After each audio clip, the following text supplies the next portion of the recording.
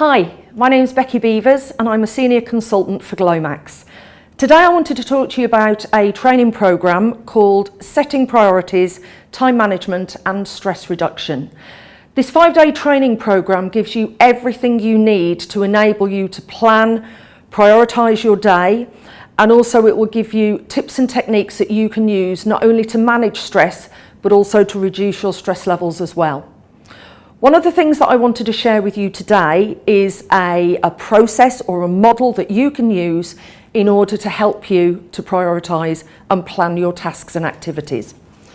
This is something that I call the urgent important model.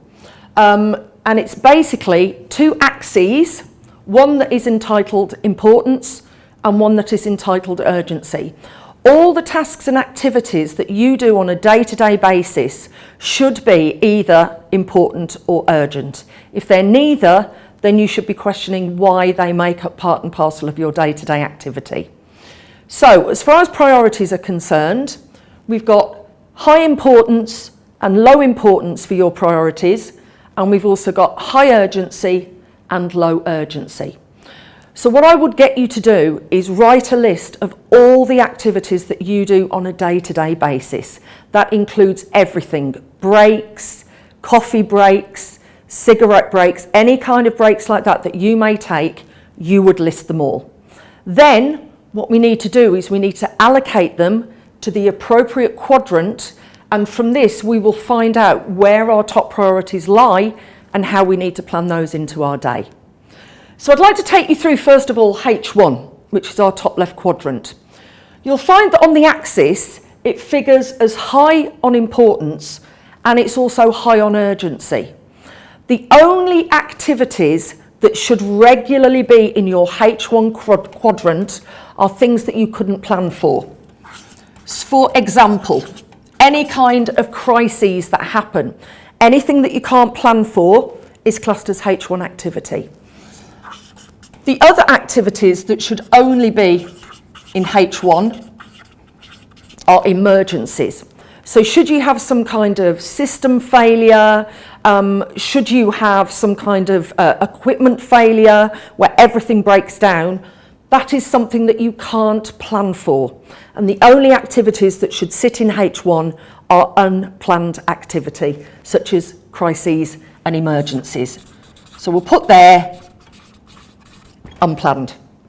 Now, if we come over to H2, H2 sits as high on importance, but it's not urgent. So if it's very important but not urgent, what we would put in here would be any tasks that help your development. So H2 is all about development.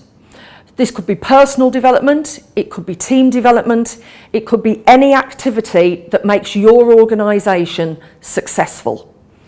And these are the activities that should be making up the majority of your day. And we call those H2 because they're all about your development. When we come down to the bottom here, these two quadrants are quite different. We call these L1 and L2. That's because they're low on importance. If we look at this box here, this is low on importance, but high on urgency. And you might wonder, what could be not important, but it could be urgent? And the answer is this: it's normally activities that are pushed onto you by somebody else. Okay, so we often call this distractions. This can take the form of people interrupting your day, people making requests of you that weren't planned, anything that is not actually your responsibility but comes from somebody else would fit into the L1 quadrant. Even though it's a distraction, it doesn't mean it shouldn't be done, but it shouldn't take priority over H2. And then last but not least, we've got L2 activity. This is low on importance and low on urgency. This also tends to be distractions. But the difference is this: L1 are distractions caused by others, L2 are distractions allowed by you. So this could be going for regular breaks, chatting around the office. It could purely be procrastination when you're putting off something that you know you should be doing.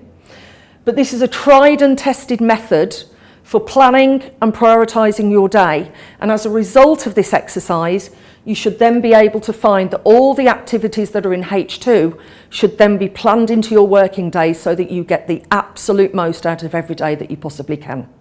Thank you very much for watching. If you think this programme is something that would be of interest to you, then please make contact with us at Glomacs.